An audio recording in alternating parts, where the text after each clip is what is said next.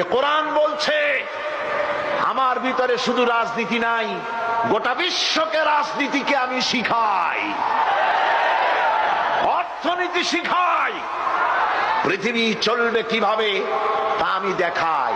এই জন্য এই কোরআনের আসল মুফাসসির তো আমি নই, কোরআনের আসল মুফাসসির তো মাওলানা সিফাতুল্লাহ সাহেব নন, এর মুফাসসির তো মাওলানা আবুল কালাম আজাদ সাহেব নন, এর আসল মুফাসসির তো মাওলানা কামাল উদ্দিন জাফরি সাহেব নন। এর আসল মুফাসসির কে?